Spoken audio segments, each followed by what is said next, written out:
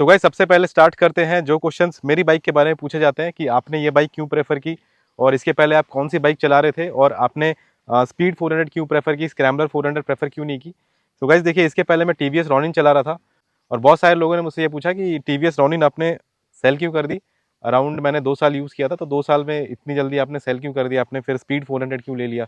तो गाइस देखिए, TVS Ronin sell out करने का रीज़न यही था कि उस बाइक से मुझे लोअर बैक पेन का इशू हो रहा था।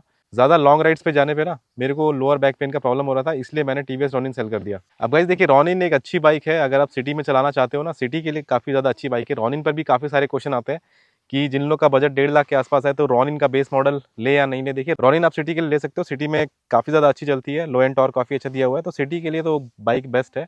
बट अगर हाईवे पे लेके जाओगे तो हाईवे पे भी चल जाएगी, 120 तक चली जाएगी, बट उसमें 6th गियर की नीड फील होती है, वाइब्रेशन थोड़े ज़्यादा फील होने लग जाते हैं। तो हाईवे पे भी मैंने उस बाइक को काफ़ी ज़्यादा चलाया और पिलियन के साथ भी राइड किया, तो कंफर्ट वाइज अच्छी बाइक है। थोड़ी सी लाइट वेट फील होती है जब आप हाई स्पीड पे जाते हो, तो थोड़ी आपको कॉन्फिडेंस थोड़ा लूज होता है जब आप 120 के ऊपर जाते हो, ठीक है, because of the lightness of bike. But the thing is कि मुझे उस पोस्चर से लोअर बैक पेन का प्रॉब्लम हो रहा था।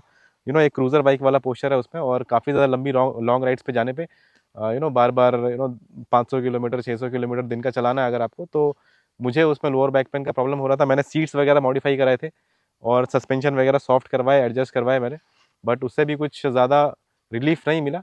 तो एट द एंड मुझे बाइक चेंज करनी पड़ी, यही एक रीज़न था टीवीएस रॉनिन सेल करने का।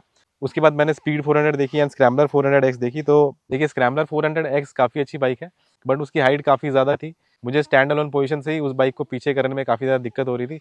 अगर मेरा सिटी में ही मोस्टली यूज़ रहने वाला था, मेरा 90% यूज़ अभी भी सिटी में ही है, तो सिटी में पार्किंग से निकालना लगाना ये सारे काम करना, फिर ट्रैफिक में आगे पीछे करना बाइक को काफ़ी ज़्यादा डिफिकल्ट हो रहा था, क्योंकि मेरे पैर नीचे पहुँच नहीं रहे थे। तो 5'7" के हिसाब से, मेरी हाइट 5'7" है, तो उसके हिसाब से ना मेरे सिर्फ टोज टच हो रहे थे नीचे, तो कुछ इस टाइप का पोस्चर था। तो उस बाइक में मुझे स्टैंडिंग पोजीशन में ना कॉन्फिडेंस नहीं आ रहा था। बट एक बार बाइक चलाने लग जाओ तो फिर कोई दिक्कत नहीं है, सस्पेंशन अच्छे हैं उसके, और ब्रेकिंग वगैरह भी इतनी अच्छी नहीं है, प्रोग्रेसिव ब्रेकिंग है। टायर्स वगैरह भी मैंने ओनर से भी फीडबैक लिए, तो टायर्स वगैरह का भी ग्रिप इतना कुछ खास नहीं है, ठीक है। तो उससे बेटर पैकेज मुझे ये लग रहा था स्पीड 400। तो इसमें मुझे ब्रेकिंग वगैरह अच्छी मिल रही थी, टायर्स अच्छे मिल रहे थे, एंड देन ये ज़्यादा एक्सेसिबल लग रही थी, इसका वेट भी कम है, और मेरा जैसा यूज़ है कि 90% मुझे सिटी में ही चलाना है, तो उसके हिसाब से ना ये बाइक बेटर है।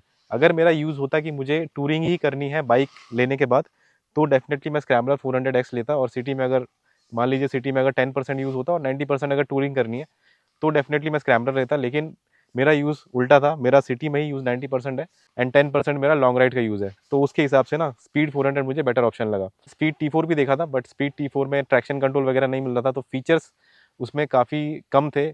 सस्पेंशन भी सामने गोल्डन फोक्स नहीं थे, नॉर्मल वाले थे। And the main point is mileage. Mileage speed 400 से ज़्यादा बहुत ज़्यादा अच्छा नहीं है, आप लगा लो कि 1-2 किलोमीटर ही एक्स्ट्रा मिलता है, तो उस हिसाब से मुझे यही बाइक सही लगी। इसमें राइड बाय वायर वगैरह मिल जाता है, तो ये सारी चीज़ें मिल जाती है, तो मुझे ये बाइक सही लगी, इसलिए मैंने ये बाइक प्रेफर किया, और इसके सस्पेंशन भी मुझे स्पीड T4 से बेटर लगे थे।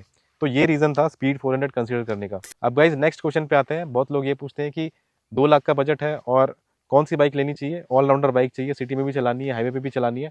तो ऑलराउंडर बाइक गाइज, ये आपको देखना पड़ेगा कि आपके हिसाब से कौन सी ऑलराउंडर बाइक है।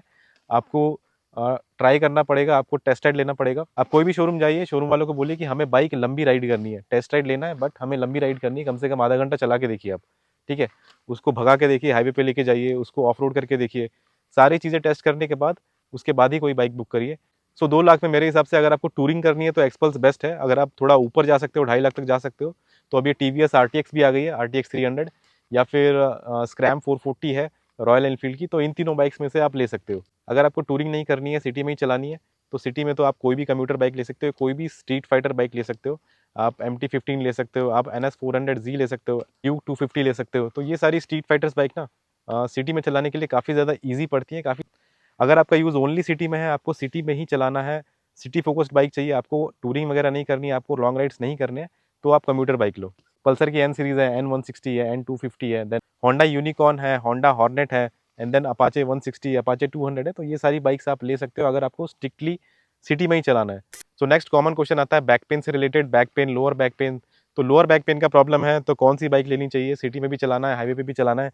सो इसमें दो चीज़ें होंगी। एक, आपको लोअर बैक पेन से बचना है, बेसिकली आपको इस तरीके से राइड करना है कि लोअर बैक पेन नहीं हो, और दूसरा आपको ऑलरेडी लोअर बैक पेन है और आपको और उसको सीवियर होने से बचाना है, ठीक है। सो गाइस देखिए, अगर आपको लोअर बैक पेन से बचना है, पहले कंडीशन की बात करते हैं कि आपको लोअर बैक पेन नहीं हो, तो उसके लिए मैं आपको रिकमेंड करूंगा कि आप एक एडवेंचर बाइक ही लो, एडवेंचर बाइक लो, स्क्रैम्बलर बाइक लो, जैसे कि RTX 300 है, स्क्रैम 440 है, देन ESD की भी एडवेंचर आती है, वो आप ले सकते हो। देन उसके बाद थोड़ा हायर एंड पे जाओगे तो इसकी स्क्रैम्बलर ले सकते हो आप, या फिर हिमालयन वगैरह ले सकते हो। तो ये सारी बाइक्स आप ले सकते हो अगर आपको लोअर बैक पेन होने से बचना है। अब इसमें दो चीज़ें हैं कि आपको सिटी में चलाना है या फिर आपको टूरिंग करनी है। अगर आपको टूरिंग करनी है तो आप आंख बंद करके स्क्रैम्बलर और ADV लो। अगर आपको टूरिंग कम करनी है तो आप स्ट्रीट फाइटर या फिर रोडस्टर लो, तो आपको लोअर बैक पेन का प्रॉब्लम आगे जाके नहीं होगा।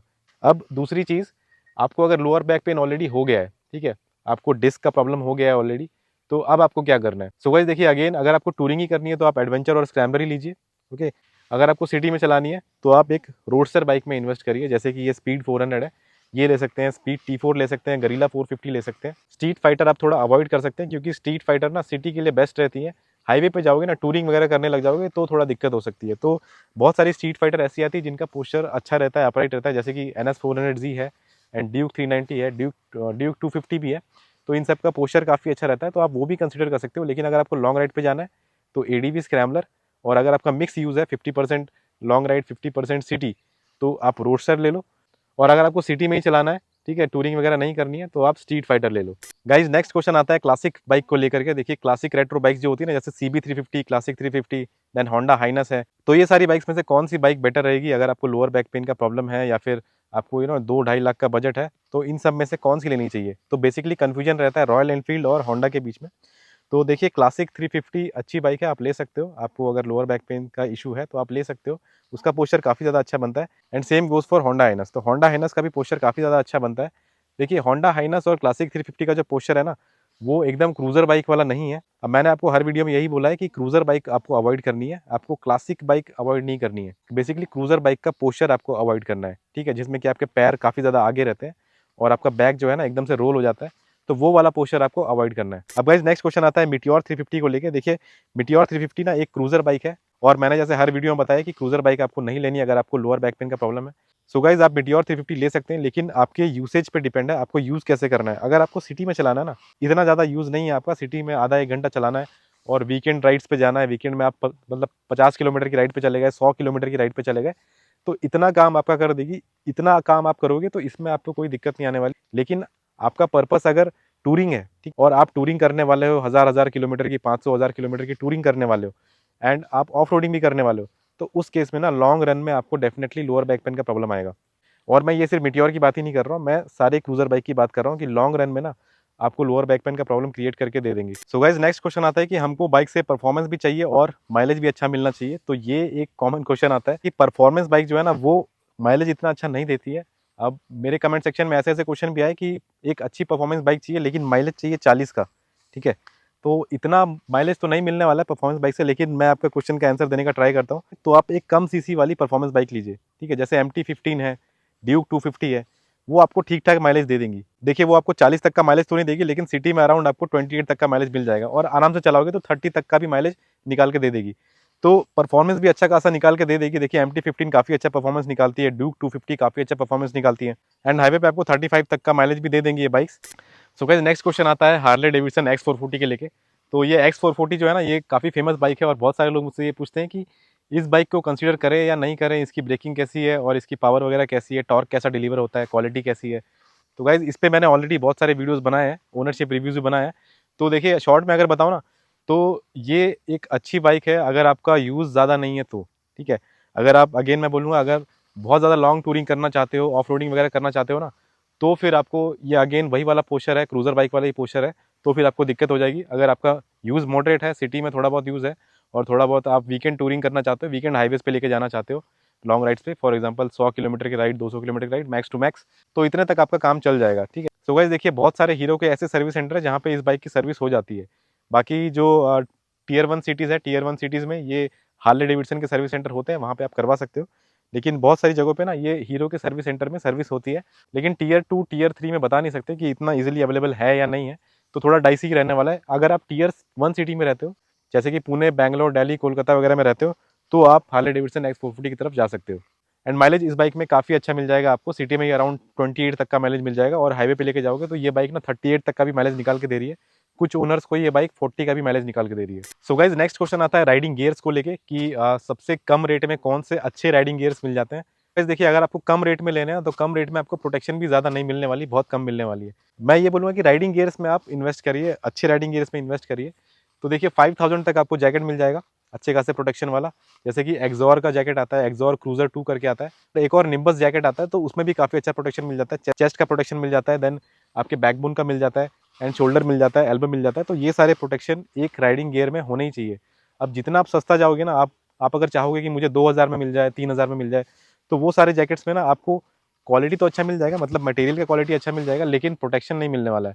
फॉर एग्जाम्पल आपको कोई जैकेट 2000 का मिल रहा है तो उसमें प्रोटेक्शन नहीं मिलेगा, वो जो पैड्स होते हैं ना वो नहीं मिलेंगे। आप देखोगे तो कुछ ना कुछ गायब रहेगा उसमें। फॉर एग्जाम्पल आपको बैकबोन का पैड रहेगा तो आपका शोल्डर का नहीं रहेगा और एल्बो का नहीं रहेगा। अगर आपके एल्बो का दे दिया तो बैकबोन का नहीं रहेगा, चेस्ट का नहीं रहेगा।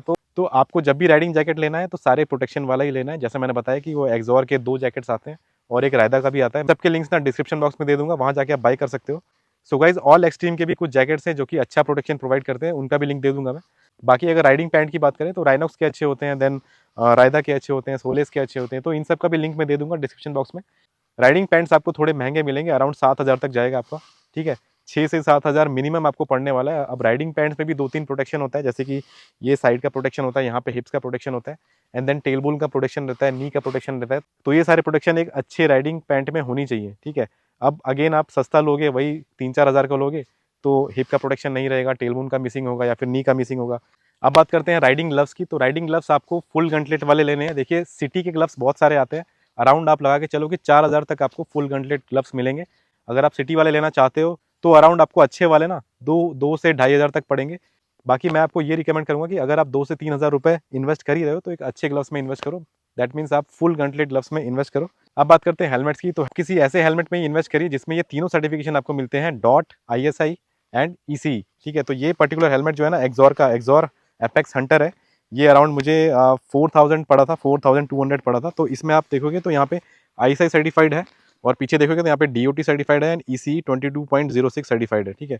तो ये हेलमेट का क्वालिटी काफ़ी ज़्यादा अच्छा है, ये मैं काफ़ी टाइम से यूज़ कर रहा हूँ। तो क्वेश्चन वगैरह भी आपको चेक करना है। अब इसका भी मैंने एक सेपरेट वीडियो बनाया हुआ है, इसको मैंने कंपेयर किया है अपने LS2 और एक्सिस वाले हेलमेट से। अब आपको कम रेट में लेना है ना ये सारे सर्टिफिकेशंस वाले, तो आप एक्सिस की तरफ जा सकते हो। अब एक्सिस जो है ना वो EC सर्टिफाइड रहता है। तो एक्सिस के हेलमेट मैंने पर्सनली यूज़ किए हुए हैं, काफ़ी ज़्यादा बढ़िया रहते हैं, क्वालिटी अच्छी रहती है। स्टोर पे जाओगे तो स्टोर पे ऑफर वगैरह लगा के आपको 2500 तक भी आ जाएगा। पर आप थोड़ा और इन्वेस्ट कर सकते हो, आप अगर 4000 तक जा सकते हो तो SM के टाइफून या फिर एक्सॉर एपेक्स में इन्वेस्ट कर सकते हो। आप अगर और ऊपर जा सकते हो तो LS2 स्ट्रीम 2 में इन्वेस्ट कर सकते हो। तो मैंने ये तीनों यूज़ किए हुए हैं। SMK वाला मेरे फ्रेंड के पास है तो उसका भी परफॉर्मेंस काफ़ी ज़्यादा अच्छा है। तो ये 4 हेलमेट में आप इन्वेस्ट कर सकते हो, लिंक मैं डिस्क्रिप्शन बॉक्स में दे दूंगा। सो गाइज आई होप मैंने आपके क्वेश्चंस के आंसर कर दिए होंगे और आपके सारे डाउट क्लियर कर दिए होंगे। आप पे अगर कुछ और क्वेश्चन है, कुछ और डाउट है तो कमेंट सेक्शन में आप पूछ सकते हो। सो गाइज एंड तक वीडियो बनाने के लिए बहुत बहुत धन्यवाद। वीडियो पसंद आए तो लाइक करें मेरा वीडियो, शेयर करें मेरा वीडियो एंड सब्सक्राइब करें मेरे चैनल। मिलते हैं नेक्स्ट वीडियो में, तब तक के लिए take care, bye bye and have a safe ride.